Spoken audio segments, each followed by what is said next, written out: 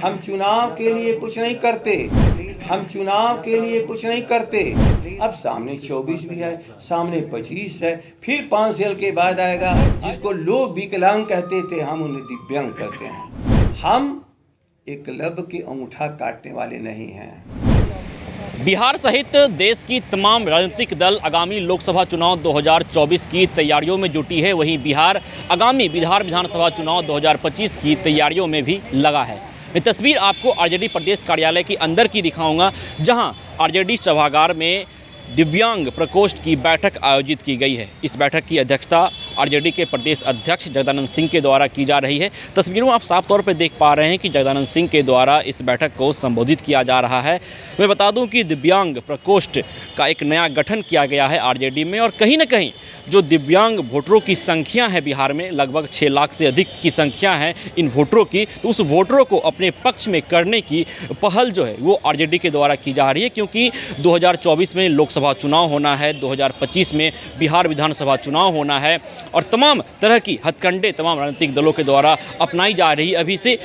वैसे तो तमाम राजनीतिक दलों के ऊपर जातिगत राजनीति करने का आरोप लगता रहता है, लेकिन आरजेडी के ऊपर एमवाई समीकरण की राजनीति करने का भी आरोप लगता है। और अब जो है आरजेडी दिव्यांग प्रकोष्ठ की बैठक को जो है आयोजित की है, तो कहीं ना कहीं दिव्यांग की जो संख्या है बिहार में, लगभग 6 लाख से अधिक की यह संख्या है, और उन वोटरों को अपने पक्ष में करने की कवायद जो है वो आरजेडी के द्वारा की जा रही है। क्योंकि आगामी लोकसभा चुनाव, आगामी बिहार विधानसभा चुनाव काफ़ी अहम है बिहार के लिए। महागठबंधन की नई सरकार बिहार में बनी है, उसके बाद ये चुनाव आने वाले हैं। बीजेपी सत्ता से अलग हो गई है, अभी विपक्ष में है।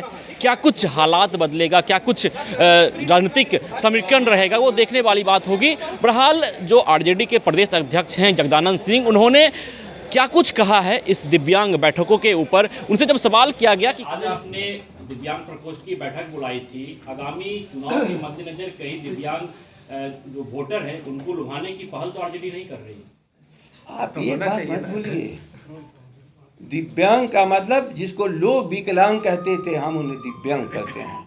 समाजवादी आंदोलन में जयपाल रेड्डी जी पैरों से बिल्कुल खत्म, दोनों हाथ लगा के चलते थे। हमारे मंत्री भी हुए, हमारे पार्लियामेंट के सदस्य थे आंध्र प्रदेश के। जमुना शास्त्री रीवा के रहने वाले, उनके दोनों आंख नहीं था, लेकिन भूलना मत, जात का बालो तो बड़ी जात थी।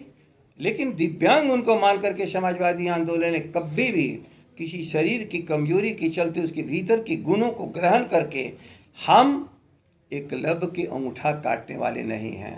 नहीं, प्रश्न यह था कि आगामी चुनाव है, उसके नजर आप भूलो मत, हम चुनाव के लिए कुछ नहीं करते, लेकिन राजनीति का हर क्षण चुनाव में अपनी लोकप्रियता साबित करने के लिए ऐसे कदम को उठाता है कि लोग समझें कि मैं लोगों के लिए हूँ। हम लोगों के लिए यदि हैं तो विकलांग उसी का अंश है। अब सामने 24 भी है, सामने 25 है, फिर 5 साल के बाद आएगा। आज़ादी के बाद होता रहा चुनाव, होता रहा, संसद और विधानसभा बनते रहे, लेकिन भारत की जनता न पावे उसका कोई भी अंश। ये अपने को अनाथ न समझे, हमारा यही संविधान और विधान है, हम उसी के लिए काम करते हैं। ये लो मुंह मीठा करो, आज मैंने अपना जॉब छोड़ दिया, अब हम पूर्णिया वापस जाएंगे।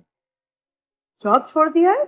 मतलब ये घर कैसे चलेगा, हम करेंगे क्या, और माँ बाबूजी क्या बोलेंगे? इसलिए मैं एक और मिठाई का डब्बा लाया, अपने बिजनेस के लिए लोन अप्रूव हो गया। अरे लोन अप्रूव हो गया वो तो ठीक है, लेकिन पूर्णिया में हम रहेंगे कहाँ? अपना घर भी तो नहीं है वहाँ। इसलिए तो एक और मिठाई का डब्बा अलग से लाया हूँ। हमने पूर्णिया में घर ले लिया है, पूर्णिया के ई होम्स पैनोरमा में। पूर्णिया में पैनोरमा ग्रुप लेकर आए हैं ई होम्स पैनोरमा। बड़ा घर, आलीशान जिंदगी और अत्याधुनिक सुविधाओं के संग। अरे अब क्यों मुंह मीठा करवा रही हो? क्योंकि हम घर वापसी जो कर रहे हैं। घर वापसी की खुशी पूर्णिया में ई होम्स पैनोरमा के संग। E homes panorama, luxurious lifestyle redefined.